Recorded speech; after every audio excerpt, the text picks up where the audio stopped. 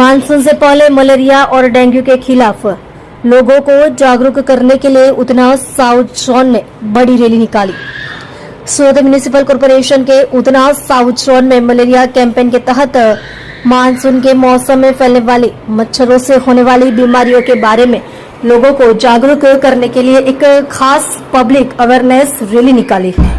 इस रैली में जोन के अधिकारियों, हेल्थ डिपार्टमेंट के कर्मचारियों के साथ साथ वार्ड नंबर 23, 24, 28 और 29 के कॉरपोरेटर शामिल हुए। यह रैली पांडेसरा के पीयूष पॉइंट से शुरू होकर दक्षेश्वर महादेव मंदिर तक गई। रैली के दौरान लोगों के हाथों में बैनर और स्लोगन लेकर मलेरिया, डेंगू और चिकनगुनिया जैसी बीमारियों से बचने के लिए जरूरी सावधानी बरतने की अपील की गई। रैली में लोगों को सलाह दी गई कि वे इस बात का खास ध्यान रखें कि उनके घरों, आंगनों, छतों, पानी की टंकियां, कूलरों, गमलों और दूसरी जगहों पर पानी न भरें। अधिकारियों ने कहा कि मानसून के दौरान जमा हुआ साफ पानी भी मच्छरों के पनपने के लिए अच्छा बन सकता है, इसलिए हर हफ्ते पानी के सोर्स को साफ करना जरूरी है।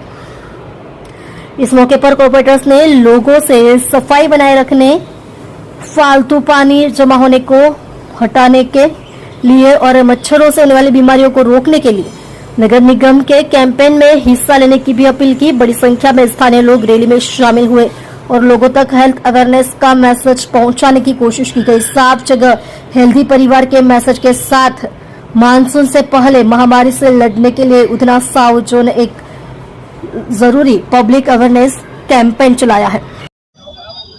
नाम डॉक्टर किंजल पटेल, नायब आरोग्य अधिकारी उधना છું। મેલેરિયા માસ જૂન માસને આપણે મેલેરિયા માસ તરીકે ઉજવવામાં આવે છે। જૂન માસમાં વરસાદની શરૂઆત થાય, વરસાદની શરૂઆત થયા પછી પાણીના ભરાવાના કિસ્સાઓમાં મચ્છરનું બ્રીડિંગ અને મચ્છરની ઉત્પત્તિઓ થઈ શકે છે।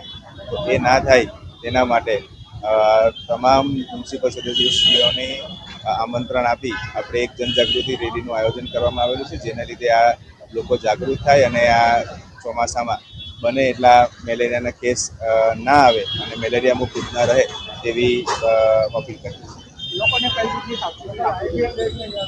વરસાદ પડે તે પહેલાં આપણે જે બી તમારા ઘર હોય, અગાસી હોય કે છાપરા હોય એની ઉપર જે બધા નકામા સામાન પડેલા હોય, જેમાં પાણીનો ભરાવો થઈ શકતો હોય તે તમામ પાણીના જે ભરાવા થઈ શકે તેવા પાત્રોનો નિકાલ કરીએ।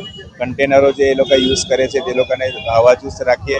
એ લોકોની ટાંકી હોય તે ટાંકી હવાચુસ્ત બંધ રાખીએ અને જે ઘરમાં ફ્રીજ હોય કે પાણીના કુંડા હોય કે બીજા જે ઝાડવા હોય જેમાં પાણીનો ભરાવો થઈ શકે એ ના થાય તેની તકેદારી રાખીએ અને દરરોજ એનો સફાઈ થાય એને નિકાલ કરે છે।